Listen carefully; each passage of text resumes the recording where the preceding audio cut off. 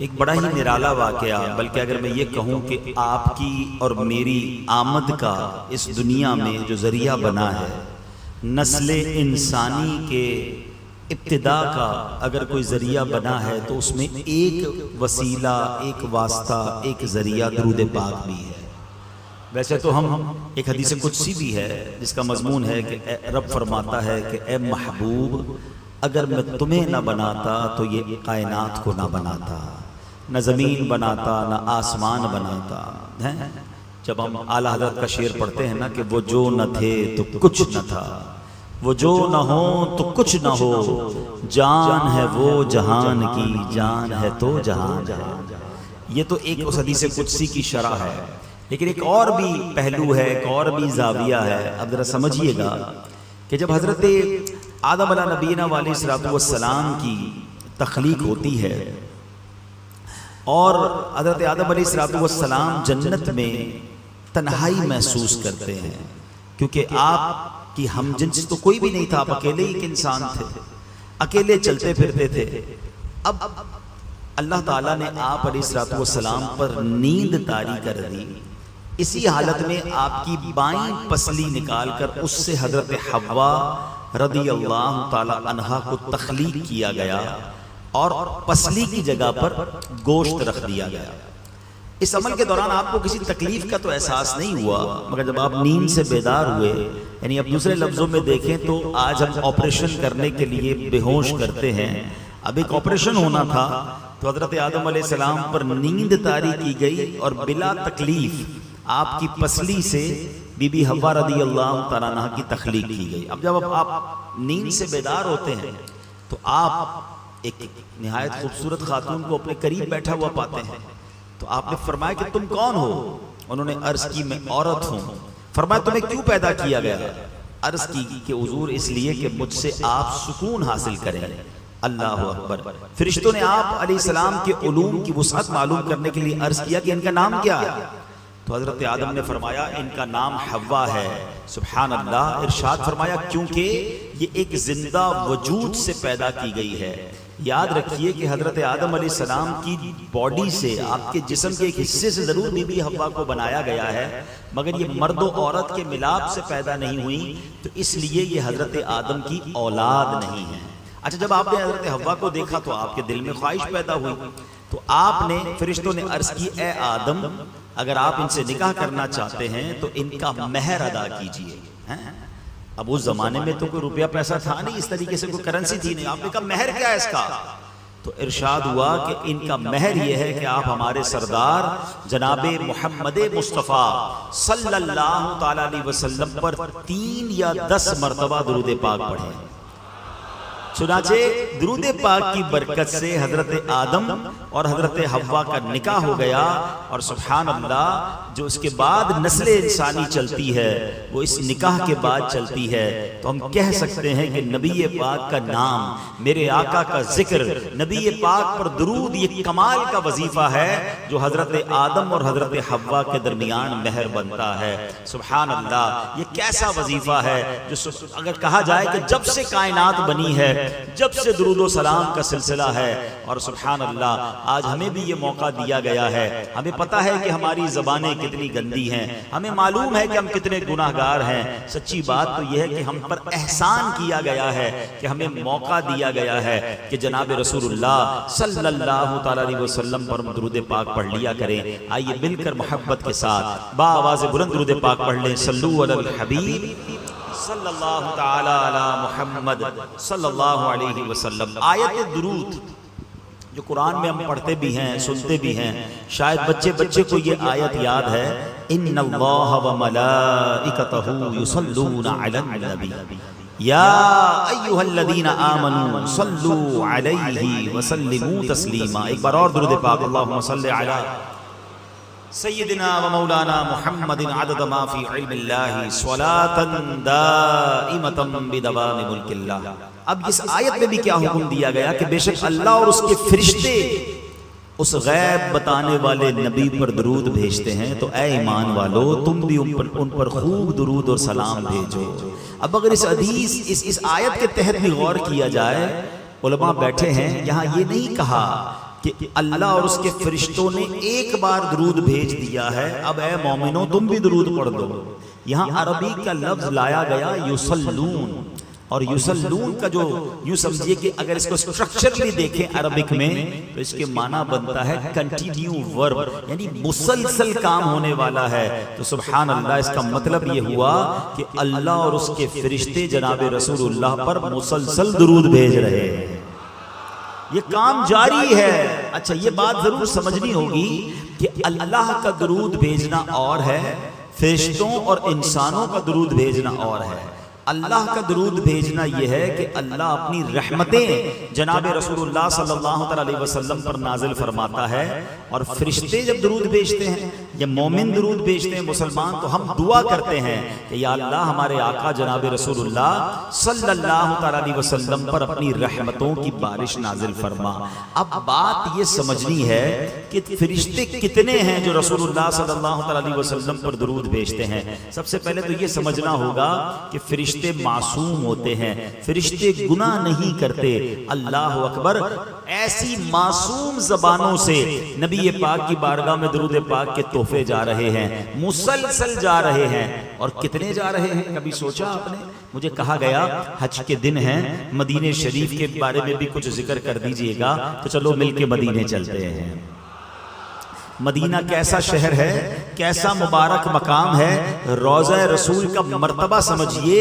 रिवायतों में आता है कि सुबह 70,000 फरिश्ते हाजिरी देते हैं, फिर शाम नबी पाक की बारगाह में 70,000 फरिश्ते हाजिरी देते हैं, और जो एक बार हाजिरी देता है उसे दोबारा हाजिरी का मौका नहीं मिलता। अल्लाह अकबर, ये कैसी बात है कि सिर्फ 12 घंटे की कमोबेश हाजिरी मिलती है।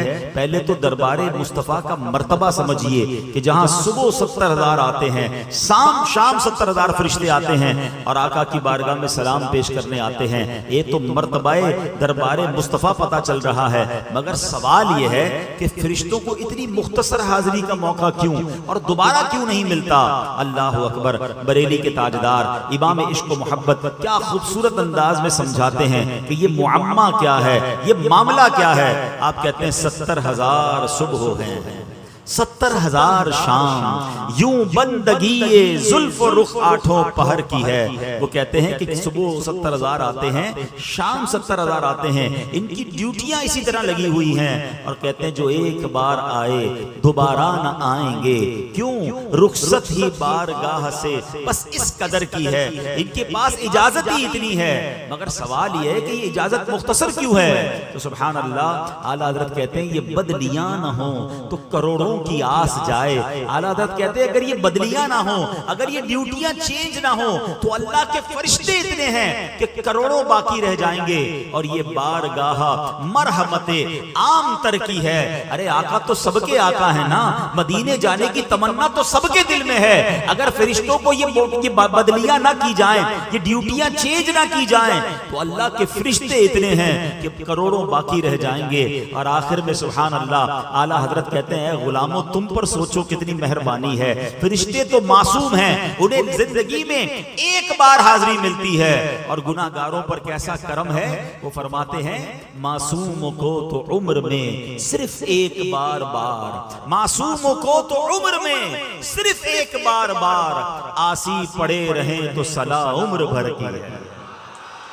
हाँ, मदीना छोड़ के हम आते हैं, आका नहीं भेजते, हम पड़े रहे तो वहां से तो सला उम्र भर की है। खुद नबी ये बात फरमाते हैं कि तुम में से जिससे हो सके वो मदीने में मरे, कि जो मदीने में मरेगा मैं उसकी शफाअत करूंगा।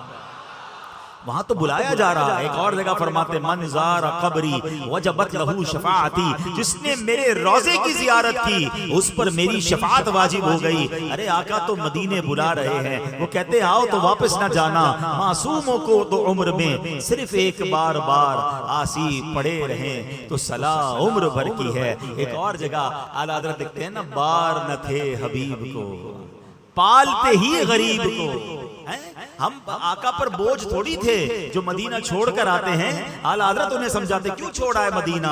बार न थे हबीब को पालते ही गरीब को, रोए जो अब नसीब को चैन कहो गवाए क्यों। अरे मदीना छोड़कर आकर बस फिर आंसू ही रह जाते हैं, फिर यादें ही रह जाती हैं। तो बहरहाल मेरे प्यारे इस्लामी भाइयों, जिक्र मदीना के साथ साथ एक बड़ी खूबसूरत कैलकुलेशन भी पता चल गई है। एक दिन में कितने फरिश्ते हाजिरी देते हैं? 1,40,000। चलो देखो मलीर वालों का हिसाब कैसा है, ठीक है। एक दिन में कितने फरिश्ते हाजिरी देते हैं?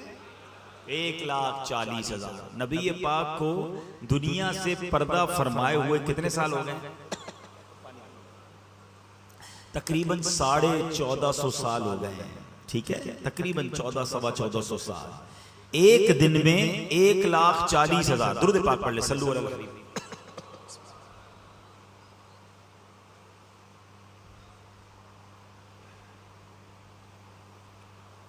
10 दिन में कितने हो गए? 14 लाख, ठीक है। एक महीने में कितने हो गए? है किसी का हिसाब? 42 लाख, ठीक है। एक महीने में 42 लाख फरिश्तों ने हाजिरी दी, और उन फरिश्तों ने हाजिरी दी जो दोबारा नहीं आएंगे, ठीक हो गया। एक साल में कितने हो जाएंगे? 10 साल में कितने हो जाएंगे? 100 साल में कितने हो जाएंगे? और 1400 साल में कितने हो जाएंगे? आपके कैलकुलेटर जवाब दे जाएंगे, आपका कंप्यूटर जवाब दे जाएगा। अच्छा, ये तो दे चुके हाजिरी, सिलसिला तो रोज जारी है ना। और ये हाजिरियां कब तक होंगी? सुबह क़यामत तक। इस कैलकुलेशन से, इस इश्क वाली कैलकुलेशन से एक बात समझने को ये मिल रही है, अल्लाह के फरिश्ते हैं कितने हैं? कुरान पाक में रब ने खुद फरमाया कि अल्लाह के लश्करों को अल्लाह के सिवा कोई और नहीं जानता, हम गिन भी नहीं सकते हैं। अब जरा सोचिए कितने फरिश्ते हैं, अनकाउंटेबल। इतनी तादाद, अरबों नहीं, खरबों नहीं, इससे भी ज्यादा। लेकिन इन तमाम फरिश्तों की ड्यूटी क्या है? इन्नल्लाह व मलाइकतहू युसल्लूना अलन नबी। समझ रहे हो बात? इन सब फरिश्तों को एक काम पे लगाया हुआ है कि नबी ये पाक पर दुरूद पढ़ते रहना है, पढ़ते रहना है। अब सोचिए, मेरे आका को हमारे और आपके दुरूद की हाजत नहीं है। उनके दरबार में तो हर लम्हा, हर सेकंड, करोड़ों अरबों खरबों, वो भी फरिश्तों की ज़बान से दुरूद पहुंच रहे हैं। हमें तो मौका दिया गया है कि ए गुलामों, तुम भी दुरूद पढ़ लो, तुम्हारी भी बिगड़ी बना दी जाएगी, तुम्हारी भी झोली भर दी जाएगी। तो दुरूद की अहमियत समझिए। उलमा बैठे हैं, कुरान पाक में बहुत सारे अहकाम रब ने फरमाया, हुक्म दिया नमाज पढ़ो, ज़कात दो, रोजा रखो, हज करो, बहुत सारे अहकाम हैं। कहीं ये नहीं फरमाया कि मैं भी ये काम करता हूं, फरिश्ते भी करते हैं, ए ईमान वालों तुम भी शामिल हो जाओ। ये सिर्फ दुरूद पाक है जिसका ये मकाम है। अल्लाह करे कि बात समझ आ जाए और दुरूद पाक की अहमियत समझ आ जाए। अल्लाह मुझे और आपको कसरत से दुरूद पाक पढ़ने की तौफीक अता फरमाए। एक बार फिर बाआवाज़ बुलंद दुरूद पाक सल्लु अलल हबीब सल्लल्लाहु तआला अला मुहम्मद सल्लल्लाहु अलैहि वसल्लम। आजकल बड़ी ज़बरदस्त गर्मी पड़ रही है और थोड़ी देर पंखा बंद हो जाए, लाइट बंद हो जाए, हीट वेव की बातें हो रही हैं कि भाई अपना ख्याल रखें और इस गर्मी में बाहर ना निकलें। रिकॉर्ड तोड़े जा रहे हैं। अव्वल तो थोड़ा सा गौर करें, थोड़ा सा। इसकी बड़ी वजह यह है कि ये अल्लाह की बहुत बड़ी नेमत है दरख्त, और हम कॉलोनियां बना रहे हैं, रोडे बढ़ा रहे हैं, प्लाट्स घर बन रहे हैं, लेकिन दरख्त नहीं लगाते। हम दरख्तों को काट देते हैं। आज हर बंदा गर्मी के अंदर दरख्त के नीचे गाड़ी रखने की जगह तो ढूंढता है, मगर दरख्त नहीं लगाता है। काश ये बात हमें समझ आ जाए। तो चलें इस बार नियत कर लें। अभी तो दरख्त नहीं लग सकते, ये दिन नहीं है, मगर अगस्त में दावत इस्लामी की तरफ से फिर ऐलान होगा इंशाअल्लाह। हमारा शोबा है FGRF, और ये सदका जारिया भी है पौधा लगाना। खुद नबी पाक ने अपने हाथों से पौधे लगाए हैं। तो इंशाअल्लाह अगर आप चाहते हैं कि ये मौसम बेहतर हो जाए, हमारी आने वाली नस्लों को बेहतर मौसम मिले, मैं तो कराची के सफेद बालों वाले बुजुर्ग जो बैठे हैं उनसे पूछना चाहता हूँ, इनको पता होगा, जवानों को तो पता भी नहीं होगा। हम जब छोटे थे ना, तो कराची में हमें कोयल की आवाज आती थी, हमें कभी कभी तितलियां नजर आती थी, तरह तरह के परिंदे सुबह उठते तो उनकी चहचहाट होती थी। अब तो ये आज की नस्ल ने तो सुनना ही भूल गए कि ऐसा भी हो सकता है कि हमारे शहर में कोई परिंदा होगा। परिंदा कहाँ से होगा? हमने जगह ही नहीं छोड़ी उनके लिए। हैं, परिंदों का घर कहाँ होता है? दरख्त होते हैं ना, हमने दरख्त ही काट दिए तो कोई परिंदा नहीं आता। तरह तरह के रंग बिरंगे परिंदे, ऐसी खूबसूरत तितलियां, फूल। अब तो ये कान सुनने को तरस गए, हमें गाड़ियों का हॉर्न सुनाई देता है, अब हमें परिंदों की चहचहाट नहीं सुनाई देती। ये खुद हमने किया है, लेकिन खुदारा इसको रिवाइव करें, इस पर सब मिलकर कोशिश करें। ये अकेले दावत इस्लामी वालों से नहीं होगा। मैं तमाम अहलियान पाकिस्तान, मेरा ये बयान लाइव जा रहा है, आप अगर चाहते हैं कि ये मौसम के मामलात बेहतर हो, हमारी आने वाली नस्लें अच्छा मौसम पाएं और जनाब उन्हें अच्छा ऑक्सीजन मिले, तो हर पाकिस्तानी को कम से कम एक एक पौधा लगाना चाहिए। इसके इस मुहिम में हमारा साथ दें। इंशाअल्लाह 1 अगस्त हर साल हम यौम शजरकारी मनाते हैं। एक पौधा लगाएं और उस पौधे को फिर दरख्त भी बनाएं। जिस तरह बच्चा पालते हैं ना, इस तरह हर बंदा एक दरख्त लगाकर पौधा को दरख्त बना ले, तो इंशाअल्लाह 24 करोड़ पौधे अगर लग जाएं, हर पाकिस्तानी इसकी जिम्मेदारी ले, तो अगले 2-4 सालों में पाकिस्तान का नक्शा बदल सकता है। लेकिन बात यह कि इस तरफ सोचते नहीं है। नियत करें इंशाअल्लाह इस बार पौधा भी लगाएंगे, उसे दरख्त भी बनाएंगे इंशाअल्लाह। मगर इससे आखिरत का दर्स भी तो लीजिए ना। 40-45 डिग्री में लग पता गया हमें कि गर्मी कहते किसको है। जरा सोचिए कयामत की गर्मी कैसी होगी। सूरज 1 मील पर होगा, कितना करीब होगा। जमीन तांबे की होगी, लोग अपने पसीने में डुबकियां खा रहे होंगे। अभी मुझे प्यास लगी, मुझे पानी आपने पिला दिया। आपको प्यास लगेगी, आप खड़े होंगे, कहीं मस्जिद में कूलर लगा होगा, जाके पी लेंगे। महशर के दिन प्यास लगेगी तो कौन पानी पिलाएगा? और कितनी प्यास लगेगी, लोग पसीने में डुबकियां खा रहे होंगे, कोई और कूलर नहीं होगा, कोई और पानी का इंतजाम नहीं होगा, एक ही हौज है और वो हौज़े कौसर है। और वो कौन उस हौज़े कौसर से पानी पिलाएगा? जनाब रसूलुल्लाह सल्लल्लाहु अलैहि वसल्लम पिलाएगा। अच्छा, एक सवाल ज़हन में आता है, यहाँ ज्यादा गर्मी लगे ना, तो पानी पिए तो प्यास बुझती नहीं है, थोड़ी देर बाद फिर लगती है और थोड़ी देर बाद फिर लगती है। कयामत को कितनी बार जाएंगे? अरबों लोग होंगे, कैसे लाइन में लगेंगे, कैसे बारी आएगी? सुभान अल्लाह। हदीस पाक के अल्फाज हैं, आप जुम्मे के खुतबे में भी सुनते होंगे, शरबतन हनीअतम मरीआ ला नज़मउ बअदहु अबदा। फरमाया ये ऐसा शरबत है जो एक बार पी लेगा उसको कभी प्यास ही नहीं लगेगी।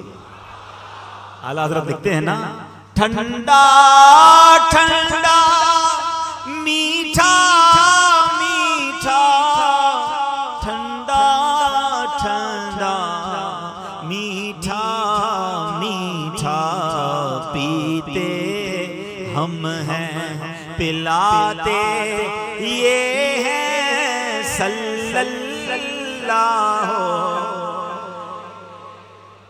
अब उस दिन जामे कौसर मिल जाए, उस दिन कोई साया नहीं होगा। अभी हम साये में बैठे हैं, धूप में तो नहीं खड़े हो सकते ना। कयामत के दिन एक ही साया होगा, यौम ला ज़िल्ला इल्ला ज़िल्ला अर्शुका। यानी ये वो दिन होगा कि अल्लाह के अर्श के साये के सिवा कोई साया नहीं होगा।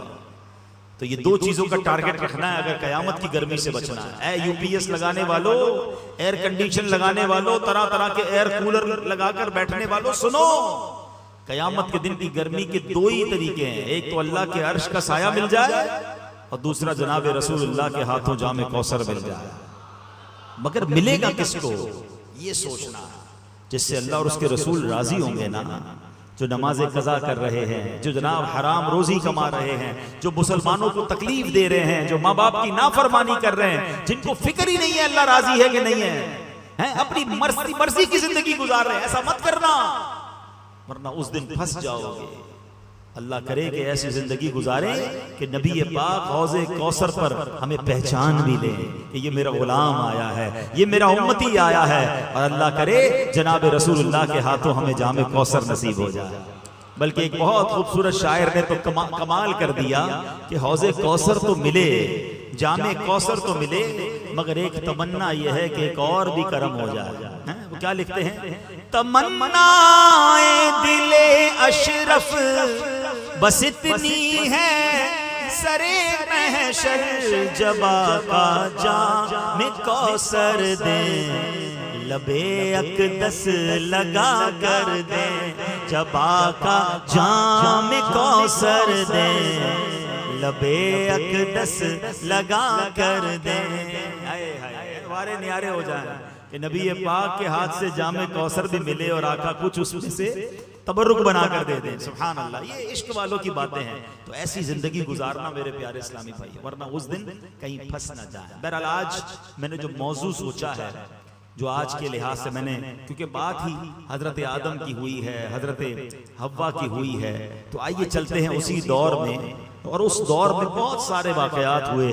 हजरत आदम को जब फरिश्तों को सजदा करने का हुक्म दिया गया तो एक बदबख्त था जिसने सजदा नहीं किया। हालांकि वो पहले से बदबख्त नहीं था, फरिश्तों का उस्ताद भी था, जन्नत का खजांची भी था, हजारों साल इबादत भी की थी, मगर शैतान मरदूद ने सजदा नहीं किया।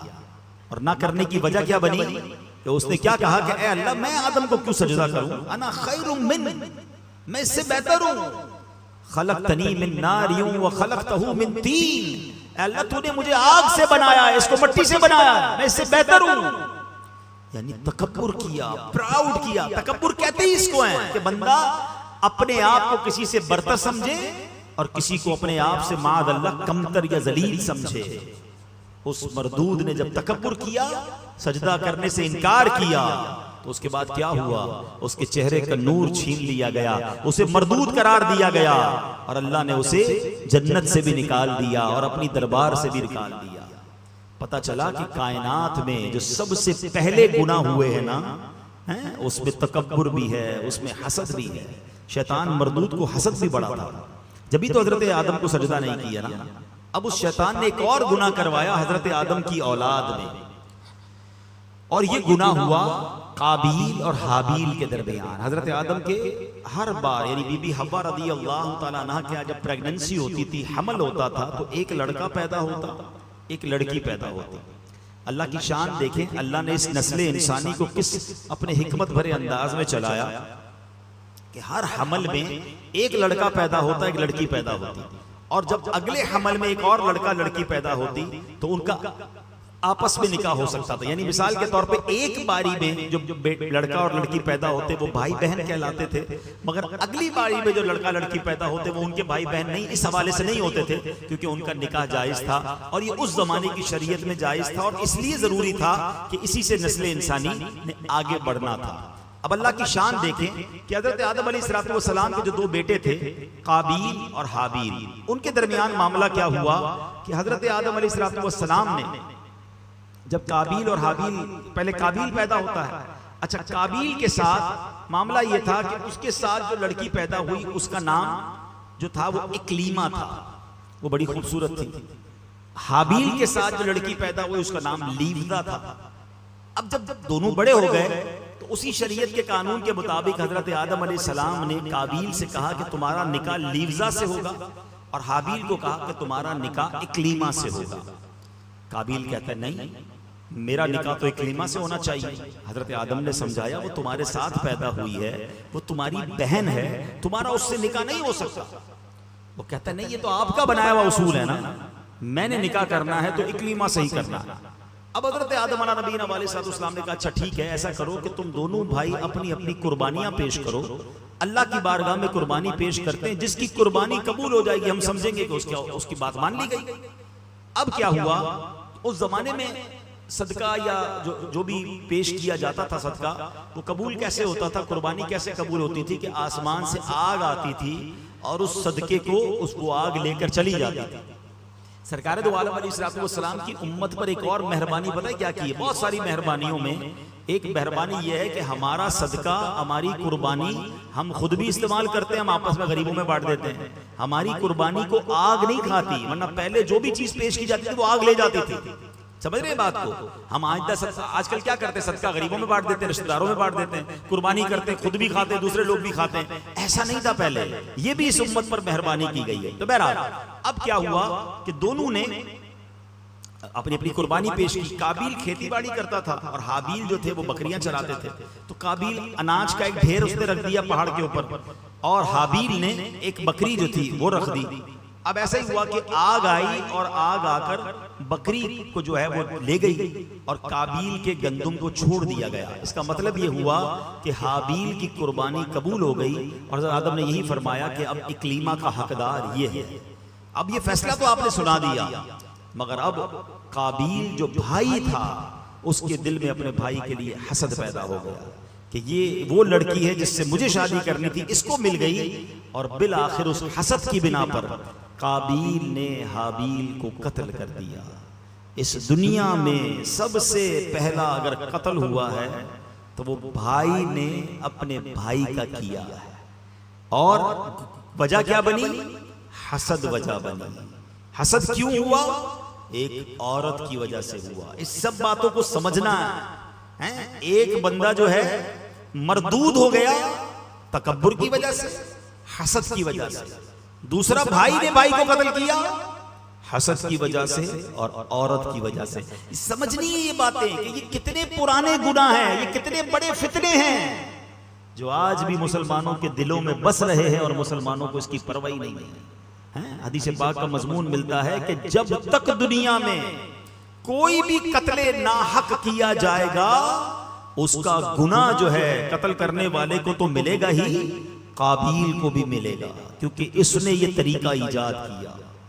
एक और बात सीखने को मिली कि जो गुनाह का तरीका इजाद करता है, गुनाह पर लोगों को लगा देता है, लोगों को कोई ऐसा रास्ता बताता है जिससे बंदा गुनाह करे, गुनाह करने वाले को तो वो गुनाह मिलता है जिसने ये रास्ता बताया, जिसने लोगों को लगाया। ये गुनाह जारिया उसके लिए भी होता है। सीखिए इन बातों से। आजकल तो मजा आता है लोगों को, हैं खुद भी गुनाह करते हैं, दोस्तों को भी बताते तुम भी करो, फला चीज देखकर आया हूं, फला गलत जगह पर होकर आया हूं। अब तो सोशल मीडिया का जमाना है, खुद कोई गंदी चीज, कोई बुरी चीज देखी उसको फिर शेयर भी कर दिया, तुम भी देखो, ताकि सारे देखते रहे और उसे गुनाह मिलता रहे। कुछ गुनाह तो बड़े अजीब गुनाह है, गुनाह बेलज्जत कहिए उसको। अपने मोबाइल फोन में म्यूजिकल ट्यून रखेंगे, अजीब अजीब गाने। हम किसी बंदे को फोन करें, वो सुन भी नहीं रहा, हमें म्यूजिक सुना रहा है। अरे भाई तुम्हें अकल नहीं है कि हर बंदा कॉल करेगा गुनाह तुम्हें भी मिलेगा, उसको भी बेचारे को सुनना पड़ रहा है। ऐसी बहुत सारी चीजें। अपनी गाड़ी के पीछे बेपर्दा औरत की तस्वीर लगा देंगे, खुद गाड़ी चला रहा है, पीछे जितने लोग हैं बेहुदा तस्वीर देखो, खुद भी गुनाह कमाओ, मुझे भी गुनाह पहुंचाओ। क्या हो गया हमें? पहले ही गुनाह हमारे थोड़े जो हम गुनाह जारिया वाले काम कर रहे हैं।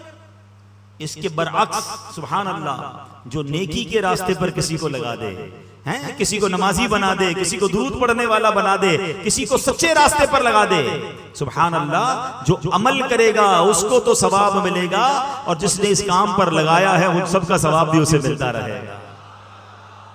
मुबारक हो दावत इस्लामी वालों को, मुबारक हो इन उलमाए किराम को, मुबारक हो मस्जिद के खतीब व इमाम साहिबान को जो बयानात करते हैं, जो दर्स देते हैं। कितनी बड़ी नेकी है। कोई एक बयान में नमाजी बन जाए, कोई एक बयान में गुनाह को छोड़ दे, कोई एक बयान सुने जिक्र अस्कार करने वाला, दुरूद पढ़ने वाला बन जाए, कोई हराम रोजी छोड़ दे, कोई माँ बाप को सताना छोड़ दे। आपने तो उससे ये काम करवा दिया। इंशाअल्लाह वो जब तक नेकी करता रहेगा उसको तो सवाब मिलेगा, जिसने ये काम बताया सिखाया था इंशाअल्लाह उसे भी सवाब मिलता रहेगा। एक बुजुर्ग के बारे में आता है, वो कहते हैं लोगों को मुझे रोजाना 25 नमाजों का सवाब मिलता है। लोगों ने कहा हजरत हम तो 5 नमाजें पढ़ते हैं, हमें 5 नमाजों का सवाब मिलता है, आपको 25 का कैसे मिलता है? फरमाया 5 अपनी नमाजें पढ़ता हूँ, 4 गैर नमाजियों को नमाजी बना दिया है, वो नमाज पढ़ते हैं उनका सवाब भी मुझे मिलता है। कितना प्यारा कारोबार है, कैसी जबरदस्त ये नेकी है। अल्लाह करे ये बात समझ आ जाए। दावत इस्लामी वाले आपको बार बार कहते हैं ना मदनी काफिलों में सफर किया करें, हमारे साथ चलें इज्तिमा के अंदर, ये बहुत अच्छी नेकी है। साया जाया करें इनके साथ मदनी काफिलों में। कभी आप किसी को नमाज की दावत देंगे, किसी को फजर के लिए उठाएंगे, किसी को इंशाल्लाह इज्तिमा में लाएंगे, हमें नहीं पता, हम किसी को लेकर आ रहे हैं और वो जनाब गुनाहों को छोड़ दे, नेकियों पर अमल करने वाला बन जाए, आपके सवाब का मीटर जारी हो जाएगा। तो चलें आज ये नियत कर लें इंशाल्लाह और कोशिश करेंगे कि सदका जारिया वाले कामों में हिस्सा मिलाएंगे इंशाअल्लाह। तो अब क्या हुआ, काबिल ने हाबिल को कत्ल तो कर दिया, मगर जिसको पता नहीं था लाश को करना क्या है, उस वक्त तक तो मरा ही नहीं था ना। अब तो हमें पता है कि मरने के बाद दफनाया जाता है, उस वक्त तक तो दुनिया में कोई मरा ही नहीं था। अब उसने क्या किया, अपने भाई की लाश कांधे पर उठाकर कई दिनों तक घूमता रहा, करूं क्या इस लाश का।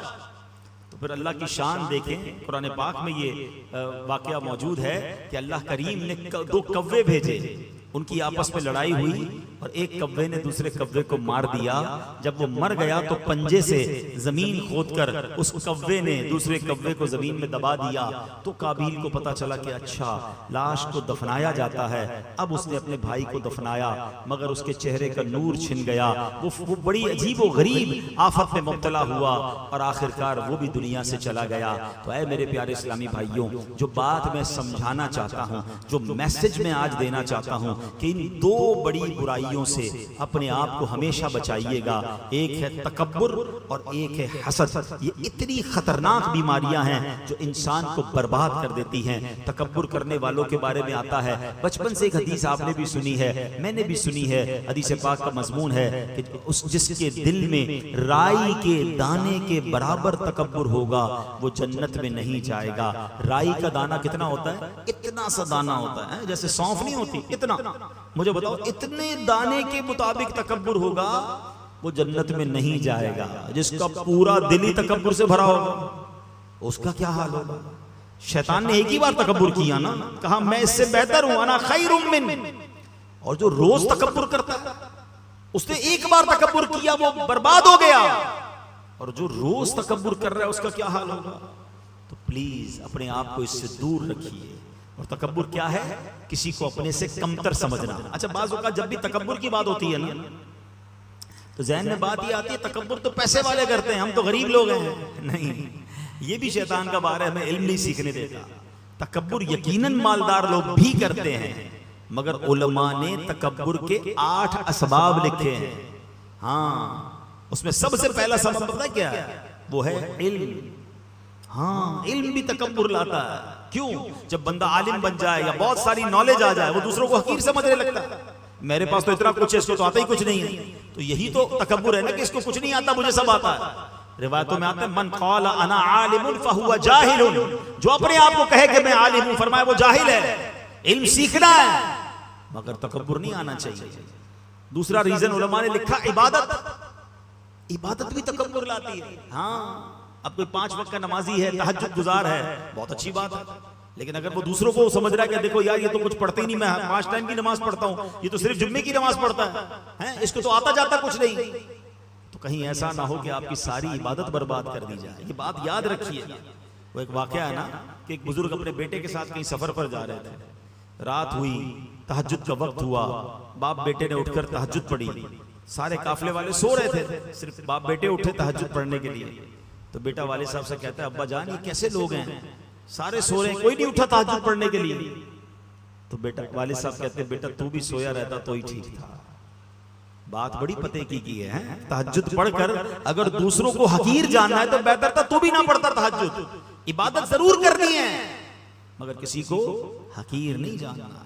फिर मालदार पैसे होते तो गरीब से तकब्बुर कर रहे होते हैं। खूबसूरती भी तकब्बुर लाती है। बंदा कहता है मैं खूबसूरत, इसका रंग सांवला। ताकत तकब्बुर लाती है, मेरी बॉडी इतनी मजबूत, मेरी इतनी ताकत, ये बेचारा कमजोर, ये मेरे सामने क्या करेगा।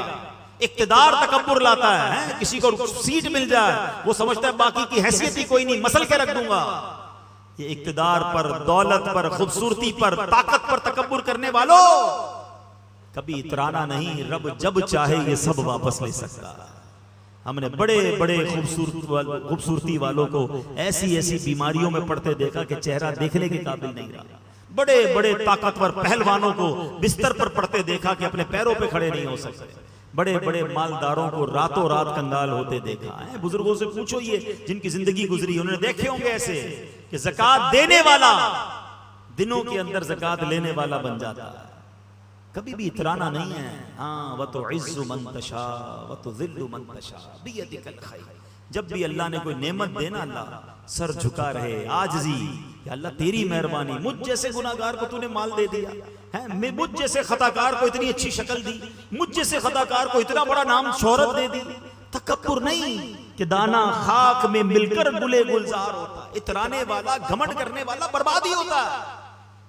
अल्लाह करे ये बात समझ आ जाए कि तकब्बुर इस कायनात में होने वाले सबसे अव्वलीन गुनाहों में से गुनाह है और इसका नतीजा बर्बादी है। रिवायतों में आता है तकब्बुर करने वाले को कयामत की दिन चूंटियों की शक्ल में लाया जाएगा और लोग उनके ऊपर से चलते हुए गुजर रहे होंगे। ये जो बड़े बड़े तकब्बुर करते हैं ना, गरीब आदमी को करीब नहीं आने देते हैं, कभी भी ना कीजिएगा ऐसे। बल्कि मशवरा दूंगा कि जिसको कोई मुंह ना लगाए, जिसको कोई करीब ना बिठाए, आप उसको अपने करीब बिठाया करें, प्यार दिया करें। इंशाअल्लाह उसकी दुआ लग गई तो तुम्हारा बेड़ा पार हो जाएगा।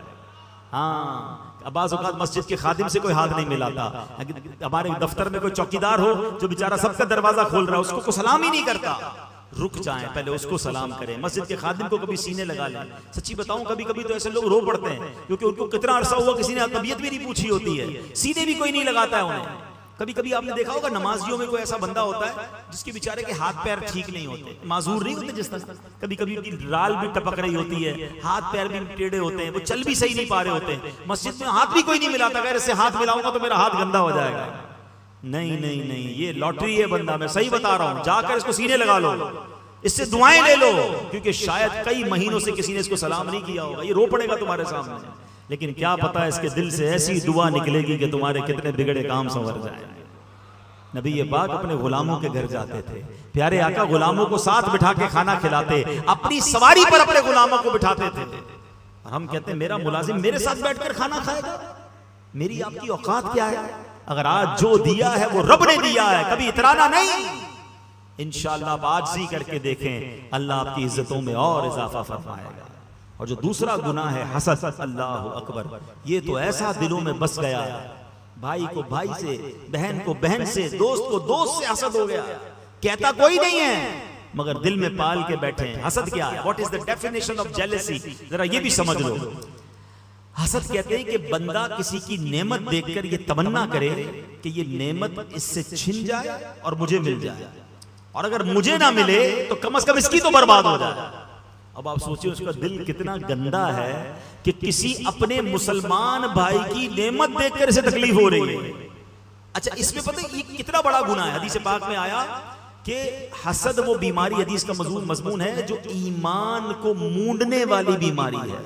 हसद ईमान को ऐसे बर्बाद करता है जैसे शहद, सिरका जो है वो शहद को बर्बाद करता है। सिरके को शहद में डाले शहद खराब हो जाए, फरमाया ईमान ऐसे खराब हो जाएगा जिसके दिल में हसद होगा। अल्लाह अकबर। फरमाया हसद नेकियों को ऐसे खा जाता है जैसे आग लकड़ियों को खा जाती है। सर्दियों में लकड़ियां जलाते हो ना, क्या होता है थोड़ी देर के बाद लकड़ियां खत्म, खाक।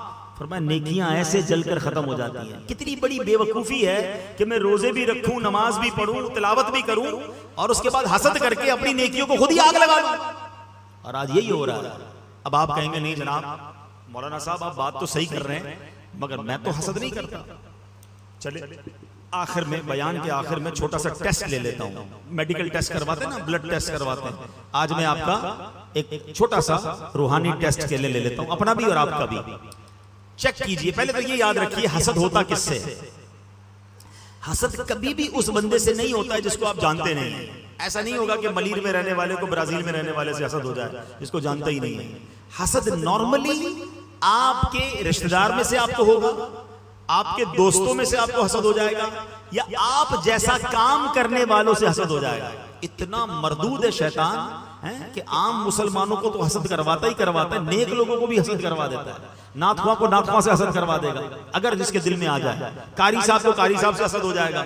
अच्छा बयान करने वाले को दूसरे बयान करने वाले से हसद, क्योंकि ये क्यों आगे बढ़ रहा है, इसका नाम क्यों हो रहा है। ठीक है, तो अब पहले चेक कीजिए कि आपके दोस्तों में से, रिश्तेदारों में से, या आप जैसा काम करने वालों में कोई बंदा ऐसा है। ये पहला टेस्ट दे रहा हूं, पहला सवाल जो मुझे लाइव सुन रहे हैं, मेरा ये सवाल आपसे भी है। कोई ऐसा है कि जब भी उसको कोई नेमत मिलती है आपको तकलीफ होती है? कोई आकर बताता है भाई पता चला उसने नया घर ले लिया, अच्छा एक और घर बना लिया, भाई उसने नई मोटरसाइकिल ली है, अच्छा उसके सामने बोलेंगे माशाल्लाह माशाल्लाह, अंदर तकलीफ हो रही है, अच्छा एक नई मोटरसाइकिल, नया मोबाइल ले लिया और तरक्की हो गई उसकी नेमत बढ़ती है। और अगर आपको तकलीफ होती है तो इसका मतलब आपके दिल में कहीं हसद तो नहीं आ गया। पहला टेस्ट। दूसरा टेस्ट, कोई ऐसा है दुनिया में कि जब भी उसकी तारीफ आपके सामने की जाए, यार वो आदमी बहुत अच्छा है, यार कमाल, यार कितना मशहूर हो गया, भाई उसकी आवाज बहुत अच्छी है, उसका कारोबार बहुत बढ़ गया, उसकी तारीफ होती है तो आपको दर्द होना शुरू हो जाता है। यार कोई और बात करो ना, उसका जिक्र क्यों कर रहे हो। हम उसका मौजू चेंज करवाने की कोशिश करते हैं क्योंकि उसकी तारीफ अच्छी नहीं लग रही। चेक कीजिए अपने दिल को कि मुसलमान की तारीफ आपको अच्छी क्यों नहीं लग रही है। इसका मतलब कुछ यहां गड़बड़ है। तीसरा टेस्ट, कोई ऐसा है कि जब उसका नुकसान होता है, वो बदनाम होता है, उसके बारे में कोई बुरी बात सामने आती है तो आपको मजा आने लगता है, ओहो यही तो मैं चाहता था, ये बर्बाद हो जाए। मिसाल के तौर पे कोई आकर बताता है यार पता चला उसकी गोडाउन में आग लग गई, अच्छा सामने तो क्या कहेंगे, ओहो हो बहुत अफसोस हुआ, दिल में लड्डू फूट रहे हैं, मैं तो चाहता ही था बर्बाद हो जाए। सोचे इतना गंदा हो गया मेरा दिल कि किसी मुसलमान के नुकसान पे खुश हो रहा है, किसी मुसलमान की नेमत पर मुझे तकलीफ हो रही है। क्या होता है, साथ रहते हैं तो दोस्त कह रहे हैं यार भाईजान नया घर लिया है, जरा घर में नया फर्नीचर भी लगाया, आइए ना घर दिखाता हूं, खुशी खुशी जाएंगे, बिरयानी भी खा कर आएंगे, और बाहर निकल कर कहेंगे 2 नंबर के पैसों से घर बनाया। अरे अभी तो खाना खा के आया उसका। अच्छा कोई कहे यार नई मोटरसाइकिल ली है, नई गाड़ी पे, मिठाई तो खिलाओ, आइसक्रीम तो खिलाओ, आइसक्रीम भी खा लेंगे, बोले सूद के पैसों से गाड़ी ली है। यानी उसकी नेमत हो रही है और तुम्हें तकलीफ हो रही है, क्यों? किसी की नौकरी बढ़ जाए, किसी को वीजा लग जाए, कोई हज पे जाने वालों से हसद कर रहे होते हैं, हालांकि हज तो है ही बुलावे का, उसको अल्लाह ने बुलाया, तकलीफ तुम्हें क्यों हो रही है? जनाब इतने उल्टे काम करता है और देखो हज पे जा रहा है, पता नहीं किधर से पैसे जमा किए, वो जाने, उसका रब जाने, तुम कौन होते हो? हसद तो पता है खतरनाक गुनाह क्यों कहा गया, कबीरा गुनाह क्यों कहा गया? ये एक्चुअली अल्लाह पर एतराज है, अल्लाह की तकसीम पर एतराज है। हाँ मुझे बताइए इज्जत देने वाला कौन है? जोर से कहेंगे, इज्जत देने वाला कौन है? शोहरत देने वाला कौन है? दौलत देने वाला कौन है? खूबसूरत बनाने वाला कौन है? इज्जत देने वाला कौन है?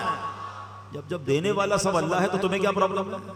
अल्लाह दे रहा है ना उसको, इज्जत दे रहा है, शोहरत दे रहा है, दौलत दे रहा है, अल्लाह ने उसको हुस्न दिया, अल्लाह ने उसको आवाज दी है। तुम्हें प्रॉब्लम ये है कि अल्लाह ने उसको क्यों दिया, मुझे क्यों नहीं दिया?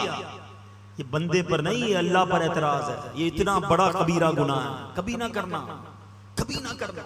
हाँ पता क्या करना चाहिए, इसका इलाज क्या बताया उलमा ने कि आपको अगर किसी की किसी बात से हसद है ना, आपको बुरा लग रहा है, आप दुआ करें अल्लाह इसमें और इजाफा कर दे। है बड़ा मुश्किल मुझे तो उसका चेहरा ही नहीं लगता, मैं उसके लिए दुआ करूं। हाँ एंटीबायोटिक है, इलाज, इंजेक्शन में दर्द होता है ना, लेकिन इलाज यही है, क्योंकि तकब्बुर, हसद मुझे हो गया, उसको तो है नहीं। ये इतनी बुरी बीमारी है प्यारे इस्लामी भाइयों, हसद कहते हैं जेलसी को, जलन को। ये हसद दुनिया में भी बंदा जलता है और आखिरत में भी जलेगा, उसको नींद नहीं आती। हमें कई लोग मिलते हैं, पर्चियां आती हैं, हजरत दुआ कर दें, नींद नहीं आती। जिसको सुकून की नींद नहीं आती ना, मैं आज आपसे एक सवाल करता हूं, चेक कर लो किसी का हसद तो नहीं पाल लिया, किसी के बारे में बदगुमानी तो दिल में नहीं आ गई है। तुम्हारा दिमाग सोचता ही रहेगा उसके बारे में, वो तरक्की करता जाएगा, तुम्हारी नींद उड़ती जाएगी, तुम्हारी जलन बढ़ती जाएगी। क्यों कर रहे हो अपने आप को परेशान? अल्लाह दे रहा है उसे, किसी की तरक्की में मुझे क्या प्रॉब्लम है? मैं कुछ नहीं कर सकता किसी का। याद रखिएगा, सारी दुनिया मिलकर किसी को जलील करना चाहे, किसी की तबाही चाहे, अगर रब ने इज्जत लिखी है उसको इज्जत मिलकर रहनी है, कोई नहीं झुका सकेगा उसे। हमारी औकात क्या है? अल्लाह दे रहा है उसे। और सारी दुनिया मिलकर किसी को ऊंचा करना चाहे, अगर रब ने जिल्लत लिखी है तो उसको जिल्लत से कोई नहीं बचा सकता। व तो इज्जु मन तशा व तो दिल्लु मन तशा बियदिकल खैर इन्नल्लाह अला कुल्लि शैइन कदीर। ये ईमान बना लो। हाँ अब आप कहेंगे फिर हमें क्यों नहीं मिल रहा? अरे जिस रब ने उसको दिया है वो तुम्हें भी दे सकता है। अल्लाह से मांगो ना। हसद तो मैं जब करूं कि जब अल्लाह के खजानों में कमी हो। रब उसको दौलत दे सकता है, वो मुझे भी दे सकता है। रब इसको शोहरत दे सकता है, वो मुझे भी दे सकता है। रब इसको इज्जत दे रहा है, वो मुझे भी दे सकता है। हम क्यों इसकी छीनने की तमन्ना कर रहे हैं? अरे उससे मांगो जिसने इसको दी है, वो तुम्हें भी अता फरमा देगा। इसको एक आसान लफ्जों में बात अपनी खत्म करने लगा हूं, ताकि अल्लाह करे ये कॉन्सेप्ट समझ आ जाए और दिमाग से, दिल से ये हसद की बीमारी निकल जाए। मिसाल के तौर पर हमारे जुनैद भाई यहां मौजूद है, ठीक है? जुनैद भाई को मैं 50,000 रुपए दूं, 1000 के नोट, 50,000 की गड्डी। जुनैद भाई ये पैसे लें और यहां से बांटना शुरू करें, सबको 1000 रुपए दे। क्या होगा पता है? जैसे जुनैद भाई बांटने लगेंगे ना, थोड़ी देर के बाद यहां वाले बंदे उठेंगे और आगे बढ़ेंगे कि मैं जुनैद भाई से फौरन ले लूं, क्योंकि अब्दुल हबीब भाई ने कहा था 50,000 है और बंदा तो इधर कई 100 बैठे हुए हैं। ये 50 के बाद तो नोट खत्म हो जाएंगे। जुनैद भाई बांटेंगे और हमारी बारी नहीं आएगी, तो कुछ लोग आगे बढ़ेंगे और जुनैद भाई के हाथ से छीनने की कोशिश करेंगे कि 50,000 खत्म होने से पहले हमें भी मिल जाए। ऐसा ही है ना, क्योंकि हमें ये खौफ होगा कि इनके पास तो है ही 50,000। सुभान अल्लाह। अब बात जरा समझ लो, जुनैद भाई के पास 50,000 थे जो खत्म हो जाएंगे, इसलिए इधर वालों को टेंशन होना समझ आता है। मेरे रब के खजाने ना खत्म होने वाले हैं। उसके करम के खजाने खत्म होने वाले नहीं हैं। वो अगर किसी को बांट रहा है तो तुम्हें क्या टेंशन है? उस रब से कहो ना, या अल्लाह इसको और दे दे और मुझ गुनाहगार पर भी करम फरमा दे, मुझे भी दे दे। हसद क्यों करूं मैं? अल्लाह के खजाने भरे हुए हैं। हम हसद करके अपने ही नुकसान कर रहे हैं, अल्लाह को और नाराज भी कर रहे हैं। हसद करने वाले को नहीं मिलता, सबका भला सोचने वाले का भी भला हो जाता है। एक जुमला आज याद कर जाओ, इंशाअल्लाह जिंदगी पुरसुकून हो जाएगी। बुजुर्गाने दीन से सुना था, सबका भला सबकी खैर, सबके भले में अपनी खैर। मिलके दोहरा लो, सबका भला सबकी खैर, सबके भले में अपनी खैर। भला सोचो। आपको कोई आकर कहे ना, अरे भाई उसने नया घर बनाया, अल्लाह इसको और दे। कोई कहे यार उसकी इज्जत बहुत बढ़ गई, हमारे मलीर में रहता था, मोहल्ले में कोई नहीं जानता था, आज सारी दुनिया में लोग उसको जानते हैं, या अल्लाह इसकी इज्जत में और इजाफा कर, ए अल्लाह इसकी दौलत में और इजाफा। सबका भला सोचो यार, हसद क्यों करना है? और अल्लाह से मांगो, अल्लाह मुझे भी दे दे। जब आपका दिल साफ हो जाएगा ना, तो सुभान अल्लाह, ये दिल अल्लाह की रहमत से नूर अला नूर हो जाएगा। अल्लाह करे आज के इस बयान में इन दो बलाओं से हम बचने में कामयाब हो जाएं। तकब्बुर को कभी करीब मत आने देना, आजजी का पैकर बनना। मेरे आका तो वो हैं, सरे अर्श पर है तेरी गुजर, दिले फर्श पर है तेरी नजर, मलकूत और मुल्क में कोई शय नहीं वो जो तुझ पे आया नहीं। इतना बड़ा मर्तबा है कि जब आप जन्नत में जाते हैं तो जन्नत सजाई जाती है, आपको मेहमान बनाया जाता है। हजरत जिब्रील अमीन आकर आपके कदमों को बोसा देकर आपको बुराक की सवारी पर बिठाकर महराज को ले जाते हैं। ये मर्तबा है जनाब रसूलुल्लाह का। मगर सुभान अल्लाह, आजजी का आलम यह है कि कभी जौ की मोटी रोटी तो कभी खजूर पानी, तेरा ऐसा सादा खाना मदनी मदीने वाले है चटाई का बिछौना, कभी खाक ही पे सोना कभी हाथ का सिरहाना, मदनी मदीने वाले तेरी सादगी पे लाखों, तेरी आजजी पे लाखों हो सलाम आजजाना, मदनी मदीने वाले। इतना बड़ा मर्तबा होकर अपने गुलामों के साथ बैठकर खाना खाते, उनको अपनी सवारी पर सवार करते। मैं और आप तो उनके जूते मुबारक की, नालैन मुबारक की लगे हुए खाक के जर्रे के बराबर भी नहीं हैं। हम किस लिए इतराते हैं? हम किस बात पर घमंड करते हैं? अल्लाह नबी पाक की आजिज़ी का सदका हम सबको नसीब फरमा दे। और फिर हसद को करीब नहीं आने दे, आप पुरसुकून हो जाओगे। आप किसी का हसद करके बिगाड़ नहीं सकते, याद रखिएगा। जिससे हसद है ना आपको, उसका कुछ नहीं जाता हमारा ही है, बेड़ा गर्क हमारा ही हो रहा है। टेंशन में हम ही है, तो क्यों बांटू भाई ये बीमारी? नेकी अलग बर्बाद हो रही है, जिंदगी अलग बेसुकून हो रही है। तो पॉजिटिव सोचें, अच्छा सोचें। आखिर में हसद का इलाज बता देता हूं। तकब्बुर और हसद दोनों का इलाज ले जाओ। बीमारी है ना, बीमारी का इलाज भी तो होना चाहिए। सबसे अच्छा इलाज यह है कि बंदा दुआ करे। हाँ, दुआ सिलाहुल मोमिन, दुआ मोमिन का हथियार है। अल्लाह से दुआ करे, या अल्लाह मेरे दिल को तकब्बुर से, हसद से पाक फरमा दे। ये बार बार दुआ किया करें। और भी दिल की बीमारियां हैं, उजुब है, खुद पसंदी है, रियाकारी है, ये अजीब अजीब बीमारियां। एक बयान में मैं बहुत सारी चीजें तो बयान नहीं कर सकता, मगर अल्लाह से पहले तो दुआ करें कि अल्लाह दिल साफ कर दे। इस दिल को अगर मदीना बनाना है ना, एक तरफ तो दुआ करते हो सीना बने मदीना, और सीने में तकब्बुर भी पाला हुआ है, इसी में इसमें जनाब गुरूर भी है, हसद भी, और कहते दिल में बसे मदीना। कैसे दिल में मदीना आएगा? कैसे इश्क रसूल आएगा? पहले गंदगी साफ करो, फिर देखो मदीने वाले कैसे करम फरमाते हैं इंशाअल्लाह। एक तो पहला इलाज क्या हो गया? दुआ। दूसरा हसद का इलाज है कि जिस बंदे से हसद हुआ है पहले तो चेक कर लो, उसको बताना नहीं। हाँ, उसको बताना नहीं है, पता चल जाएगा आपको कि मुझे किससे प्रॉब्लम है, पता चल जाए ना, आप उसके लिए दुआ करना शुरू कर दें। ये थोड़ा सा मुश्किल है, आपको तकलीफ होगी शुरू में। अच्छा, जिस चीज से हसद है ना, उसी चीज की दुआ करें। कि आपको इसकी दौलत से तकलीफ होती है, या अल्लाह इसके माल में और बरकत दे दे। किसी की शोहरत से तकलीफ है, अल्लाह इसकी शोहरत में और इजाफा कर दे। किसी के हुस्न से तकलीफ है, या अल्लाह इसके हुस्न में और बरकत दे दे। तो आप कहेंगे यार कैसी बात कर रहे हो मौलाना साहब, बंदा ही अच्छा नहीं लगता, कैसे दुआ करूंगा? हाँ, दुआ करोगे तो तकलीफ होगी, मगर एक वक्त आएगा कि आपका दिल जब साफ हो जाएगा ना, कोई आकर कहेगा यार उसकी दौलत में और इजाफा हो गया, आप कहेंगे मैं भी तो दुआ करता हूँ, इजाफा तो होना ही था, है ना, दिल साफ हो जाएगा। तीसरा, हदीस पाक में आता है, तोहफा दो मोहब्बत बढ़ेगी। जिससे हसद हो गया ना, है उसके पास जाकर अच्छे तरीके से मुलाकात करके उसको कोई तोहफा पेश करें, इत्र दे दें, सूप दे दें, जो भी आप बेहतर समझते हैं। ये भी मुश्किल है, बंदे का चेहरा अच्छा नहीं लग रहा, उसको तोहफा दूं, उसको प्रॉब्लम नहीं, प्रॉब्लम मेरे दिल में, मुझे बीमारी दूर करनी है, तो जाके तोहफा दो ताकि हसद दूर हो जाए। हाँ, मगर एक गलती मत करना कि जाकर कहना भाई गया था बयान सुनने, उन्होंने बताया जिससे हसद हो जाए उसको तोहफा दो, इसलिए तुमसे हसद हो गया था तो तोहफा लेकर, और गड़बड़ हो जाएगी। उसको बताना नहीं है, बगैर बताए तोहफा दें ताकि मोहब्बत हो, दिल मिल जाए और मेरा दिल साफ हो जाए।